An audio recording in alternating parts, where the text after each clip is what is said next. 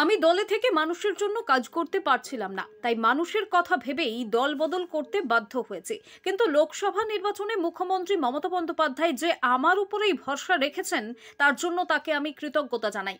রানাঘাট লোকসভা কেন্দ্রের লড়াইটা আমার কাছে খুবই সোজা, কারণ গত 5 বছরে কোনো উন্নয়নমূলক কাজ হয়নি এই লোকসভা কেন্দ্রে।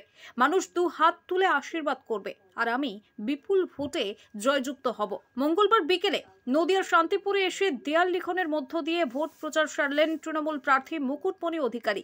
এরপর সাংবাদিকদের মুখোমুখি হয়ে এমনই মন্তব্য করতে থাকেন তিনি। অন্যদিকে মুকুটমণি অধিকারীকে কাছে পেয়ে আপ্লুত ছিল তৃণমূল কর্মী সমর্থকরা। তাকে পুষ্পস্তবক এবং উত্তরীয় পরিয়ে অভিনন্দন জানানো হয়। দেখুন, নাগরিকত্বের ইতিহাসটা খুব সংক্ষেপে বলা প্রয়োজন।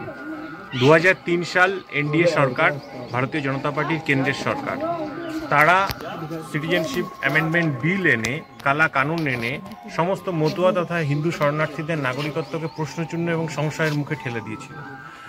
এবং তারপর থেকে দীর্ঘ 21 বছর মতুয়ারা সমস্ত হিন্দু শরণার্থীদের নাগরিকত্ব চেয়ে আন্দোলন করে এসেছে, নিঃশর্ত নাগরিকত্ব চেয়ে।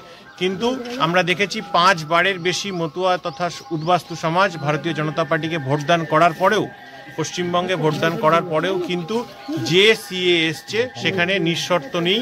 সেখানে অনেক শর্ত, অনেক ডকুমেন্ট চাওয়া হয়েছে, যা খেটে খাওয়া গরিব মানুষ, ওপার বাংলা থেকে ধর্মীয় কারণে অত্যাচারিত, নির্যাতিত, নিষ্পেষিত মানুষ, তাদের পক্ষে জোগাড় করা সম্ভব নয়।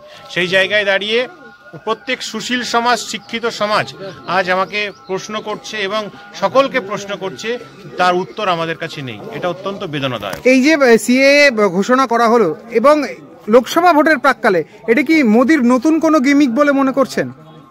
দেখুন, সিএটা তো দাবি ছিলই মানুষের, অর্থাৎ সেটা নিঃশর্ত নাগরিকত্ব দাবি ছিল। কিন্তু এত শর্ত সাপেক্ষে নাগরিকত্ব মানুষকে প্রুফ করতে হলে অনেক কাঠখড় পোড়াতে হবে এবং বেশিরভাগ মানুষ কিন্তু এত ডকুমেন্ট জোগাড় করতে পারবে না, মানুষ সমস্যায় পড়বে। কিন্তু যারা যে সমস্ত ভোটার, যারা ভারতবর্ষের ভোটার বা তথা বাংলার ভোটার, তার আগে লোকসভা ভোট, কিছুদিন পরে লোকসভা ভোট, তার আগে সিএ এর জন্য যদি লাইনেই দাঁড়াতে হয়, তাহলে তারা ভোট দেবেন কখন? অবভিয়াসলি এই কোশ্চেন তো মানুষের মনে উঠছে এবং সেম কথা মাননীয় মুখ্যমন্ত্রী তিনি কিন্তু আজ ভিডিও কনফারেন্সে তিনিও বলেছেন। তৃণমূলের পক্ষ থেকে কি কোনো রকম কোনো পদক্ষেপ নেওয়া হবে এই সিএ এর যে ঘোষণা, তার বিপক্ষে? ঊর্ধ্বতন নেতৃত্ব বলতে পারবেন। দাদা, এবার আসি আপনার লোকসভা কেন্দ্রে। লোকসভার ক্ষেত্রে অনেকের বিজেপি থেকে রটানি হচ্ছে মূলত, এটা কতখানি মনে করছেন বাস্তবে?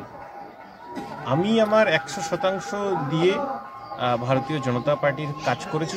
সকলে জানে, সমস্ত স্তরের সমস্ত পার্টি, সমস্ত ধর্ম বর্ণের মানুষ জানে যে সেখানে সততার সঙ্গে, নিষ্ঠার সঙ্গে এবং আমার যা ছিল, I have given my everything to that party. আমার কোনো রিগ্রেট নেই, কোনো শোক, অনুতাপ, দুঃখ বা রাগও নেই। আমি এখানে মমতা ব্যানার্জির যে উন্নয়ন, তার সাথে কাজ করতে চাই এবং এলাকার মানুষের জন্য যে কাজ করার প্রতিজ্ঞা নিয়ে আমরা রাজনীতিতে এসেছি, সেটা করতে চাই।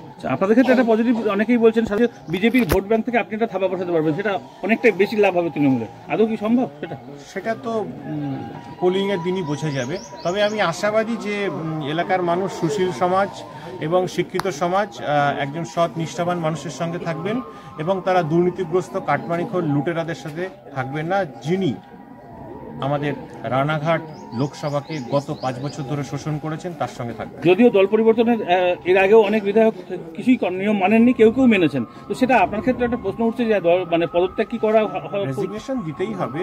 জয়েন করার পর অফিসিয়াল ছুটি ছিল 3 দিন, সেই জন্য রেজিগনেশন হয়নি। তারপর থেকে আমাদের হঠাৎ করে নাম ডিক্লেয়ার হয়েছে।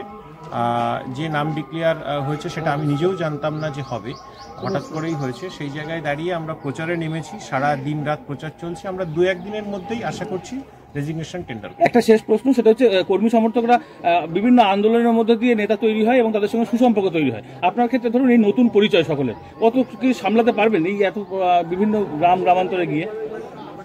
ঈশ্বরের অসীম কৃপা যে কোনো চ্যালেঞ্জেই হার না মানার মানসিকতা রয়েছে আমার মধ্যে এবং আমার কর্মীদের, সমর্থকদের নেতৃত্বের মধ্যে, এবং তারা সুন্দরভাবে আমাকে যেভাবে গ্রহণ করেছেন এবং দলনেত্রী মমতা ব্যানার্জি এবং অভিষেক ব্যানার্জির স্নেহধন্য হাত মাথার উপরে রয়েছে এবং নদিয়ার প্রত্যেকটা মানুষের ভালোবাসা এবং আশীর্বাদ রয়েছে। আমি আশা করি আগামী দিনে রানাঘাট লোকসভা আমরাই জিতব।